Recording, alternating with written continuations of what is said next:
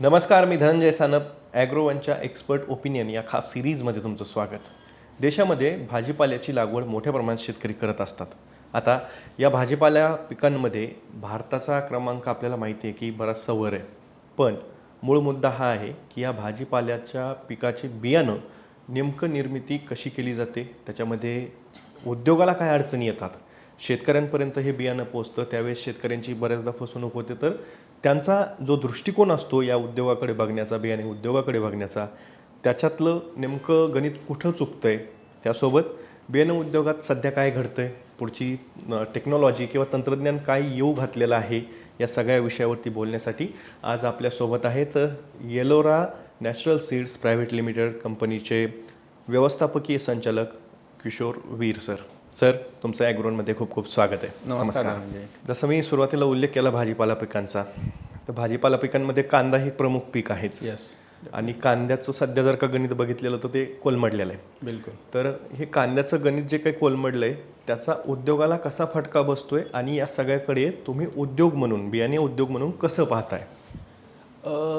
धनंजय, मुख्य कसं असतं की ज्या पिकाची मार्केटिंग किंवा त्याचं जर अर्थशास्त्र गणित कोसळलं तर त्याचा निश्चित रूपाने परिणाम बियाणे उद्योगावर पण होतो.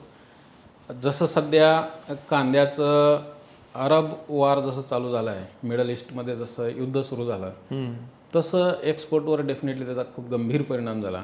जसं परिणाम झाला तसं कांद्याचा उठाव कमी झाला आणि कांद्याचे भाव एकदम आज पडलेले आहेत. आणि मग साहजिकच आहे की 1 एकरमधून येणारं शेतकऱ्याला उत्पन्न त्याला लक्षात येतं आहे की मला हे उत्पन्न कमी येत आहे किंवा त्याचा पैसाच भेटत नाही, नफाच भेटत नाही, त्यावेळेस तो पीक ते लावत नाही. मग त्या पिकामध्ये उत्पन्न तयार झालेलं बियाणं उद्योग निर्मिती, जे बियाणे उद्योगात काम करणाऱ्या कंपन्या आहेत त्यांनी जे बियाणं निर्मिती केलेली आहे त्याचा डेफिनेटली प्रश्न निर्माण होतो की बाबा हे बियाणं आता मग ते शेतकरीच तिकडं वर्ग झुकायला तयार नाही. तर अशा परिस्थितीमध्ये ते बियाणं मग विकलं कसं जाणार आहे, हा कंपन्यापुढं गंभीर प्रश्न राहतो. कंपन्यांनी त्यावर म्हणजे अपार खर्च करून ते बियाणं बनवलेलं आहे. त्यासाठी राबणारी प्रोडक्शनची समजा टीम आहे. बऱ्याच कंपन्यांचे आता 100-100, 200-200 ऑफिसर्स त्याच्यात गुंतलेले असतात दिवस रात्र, आणि ती खूप मोठी यंत्रणा त्यात राबवावं लागते. आणि त्याच्यानंतर हे बियाणं उत्पादन होऊन त्याला सीड ट्रीटमेंट करून रेडी आहे. पण बाजारामध्ये आज त्याला कांद्याचे भाव घसरल्यामुळे त्याला भाव नाही आहे किंवा त्याला मागणी कमी आहे. पण यापूर्वी पण हे बऱ्याच वेळेस असं घडलं आहे, युद्ध नसताना सुद्धा. तर त्यामध्ये मग कधी सरकारची चूक आहे, कधी निसर्गाचा कोप आहे, वेगवेगळी असंख्य कारणं आहेत. गव्हर्नमेंटच्या पातळीवरती सातत्यानं आपल्याकडे अचानक उठून कांदा निर्यात बंदीसारखा निर्णय घेतला जातो, त्याचा फटकाही बसतो. डेफिनेटली बसतो त्याचा. तर हे ज्यावेळेस होतं त्यावेळेस त्याचा मग उद्योगाला सुद्धा फटका बसतो का तशाच पद्धतीनं जसं आत्ता बसतोय तसं? हे पहा, शेतकरी आणि बियाणे उद्योग हे तुम्ही वेगळं कधीच करू नका, ते एकच आहे. आमचा उत्पादन करून देणाराही शेतकरीच आहे आणि विकत घेणाराही शेतकरीच आहे. आणि फक्त मधली एजन्सी म्हणून कंपन्या काम करत आहेत. बियाणे उद्योगाचे जे कंपन्या आहेत त्या दे आर द मिडल, म्हणजे एजन्सी आहेत त्या. म्हणजे उत्पादन करून देणारा वर्गसुद्धा, मॅन्युफॅक्चरिंग जो हब आहे तो फार्मरच आहे आणि एंड युजरही फार्मरच आहे. बरोबर. आणि शेतकऱ्यापासून ह्या कंपन्या वेगळ्या आहेत असं नाही. जे तुम्ही शेतकऱ्यावर ज्या निर्णयाचा परिणाम होणार आहे, साहजिकच त्याचा निर्णय आपोआपच बियाणे उद्योगावर होणार आहे. बरोबर आहे. तर ह्याच्यामध्ये कधी कधी जे सरकार मिनिमम एक्सपोर्ट प्राईस आहे, समजा MEP ओनियनला लावून टाकली, ओनियनला MEP लागली म्हणजे त्याचा आपोआपच म्हणजे एक्सपोर्ट कमी होणार. बरोबर. मग ह्या धडसोड प्रवृत्तीमुळं बाहेर जे ग्राहक म्हणजे वर्षानुवर्ष भारताकडून ते व्यापाऱ्याकडून घेत असतील कांदा, ते अचानक डिस्टर्ब होतात. मग तो काय करतोय की एखाद्या देशातून, जसं चायना आहे किंवा इव्हन पाकिस्तान आहे किंवा इतर कंट्रीज असतील, त्यांच्याकडून कसा ओनियन स्टेडी सप्लाय भेटेल त्याच्यावर त्याचा फोकस असतो.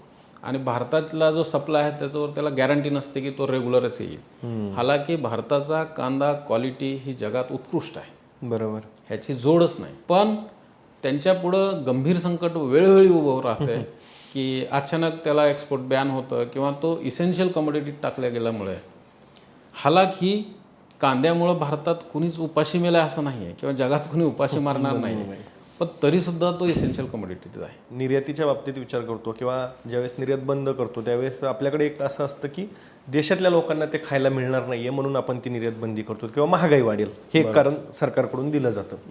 तर अशा परिस्थितीमध्ये मग भाजीपाला पिकांचा आपल्या एकूण ज्याला म्हणू पोषण सुरक्षा किंवा अन्न सुरक्षा याच्यामध्ये काय रोल आहे? आत्ता जागतिक लेवलला जर भारताचा अभ्यास केला तर जगात दुसऱ्या तिसऱ्या क्रमांकावर व्हेजिटेबल्स प्रोडक्शनमध्ये इंडिया आहे. बरं. आणि इतकी मोठी क्रांती ही ह्या स्वातंत्र्यानंतर किंवा ग्रीन रिव्होल्युशननंतर जी आलेली आहे ती डेफिनेटली खूप मोठी क्रांती आहे. व्हेजिटेबलमध्ये कुठलंही आज भाजी घ्या, वांगे असतील, टोमॅटो असेल, मिरच्या असतील, त्यानंतर कारले, दोडके, भोपळे ह्याच्यात खूप मोठी बदल झालेला आहे. आज पूर्वी टोमॅटो साधा असं हातातून पडलं तर लगेच फुटून त्यातून पाणी बाहेर यायचं, खराब व्हायचं. आज तुमच्या अंगात जेवढी ताकद तेवढं मारा, भिंतीवर टोमॅटो फुटणार नाही, भद्दा वाजेल फक्त. का तर त्यातलं पाण्याचा काढला आणि गराचं प्रमाण वाढलंय. बरोबर. म्हणजे त्याची शेल्फ लाईफ खूप वाढवलेली आहे. मिरचीचे एवढे हजारो प्रकार आज उभे आहेत. तर ही जी प्रोडक्शन किंवा हे जे वाढलं आहे सगळं, तर त्याच्यामध्ये खास करून हे जे प्रायव्हेट कंपनीज आहेत, जी की प्रायव्हेट कंपन्यांनी आज हे सांगायला निश्चित आनंद वाटेल की ग्रीन रिव्होल्युशननंतर किंवा लेट 90s आणि ह्या आत्ता जी 15, 20, 25 वर्षामध्ये व्हेजिटेबलमध्ये प्रायव्हेट सीड कंपन्यांनी रिसर्च खूप चांगल्या प्रकारे केलेला आहे. देशाच्या बाहेर पण एक मोठी जागतिक बाजारपेठ आहे. तर या देशाच्या बाहेरची जी काही बाजारपेठ आहे त्याच्यामध्ये आपल्या उद्योगांना, आपल्या शेतमालाला प्रवेश मिळण्यासाठी काय पद्धतीचं धोरण सरकारनं राबवलं पाहिजे आणि त्याच्यामध्ये मग उद्योगाची भूमिका काय असली पाहिजे? इंडियाचा प्रॉब्लेम असा आहे की देश इतका वास्ट आहे, लोकसंख्या इतकी प्रचंड आहे, डोमेस्टिक कन्झम्पशनच इतकं प्रचंड आहे इंडियाचं की आपल्याला आपल्या लोकांना बाहेरची गरजच पडत नाही. बरं. हा मुळात प्रॉब्लेम तिथं आहे. अच्छा. आणि मग जो एखादा जातो तो तिथले जी बाहेरच्या देशामध्ये जे टापटीपपणा आलेला आहे किंवा जी क्वालिटी त्या लेवलची आलेली आहे त्याला तो मीट करण्यासाठी किंवा तो अचीव करण्यासाठी त्याचा खूप त्रास होतो. बरं. कारण तो माइंडसेट बॅक एंडला नाही आहे. इंडियातल्या स्वतःची आधी अंतर्गत बाजारपेठ एकदम मजबूत करणं, स्वच्छ करणं, तिला इंटरनॅशनल लेवलचं उभं करणं, मग त्यावेळेस आपोआप तिथली लोक तुमच्याकडे येऊन तुमचा माल घेऊन जातील. तुम्हाला त्यांच्याकडे फिरत जायची गरज नाही आहे. बरोबर आहे. मानसिकता आधी बदलणं जरुरीचं आहे. एक्सपोर्ट ओरिएंटेड कंट्री बनवण्यासाठी आपलं माइंडसेट आधी बदलणं गरजेचं आहे. सर, तुम्ही सगळ्या विषयावरती खरं तर मनमोकळेपणाने गप्पा मारल्यात, आम्हाला वेळ दिलात आणि सोप्या पद्धतीनं जे काही उद्योगाची बाजू आहे ती तर मांडलीच, परंतु शेतकऱ्यांचं हित कसं होईल हे सुद्धा सांगितलं आणि जागतिक बाजारपेठेमध्ये कसं जायचं तिथपासून तर आपल्याकडे काय सुधारणा गरजेच्या आहेत या सगळ्या विषयांवरती तुम्ही आम्हाला आमच्याशी संवाद साधला त्याबद्दल खूप खूप धन्यवाद आहे. धन्यवाद धनंजय. थँक्यू.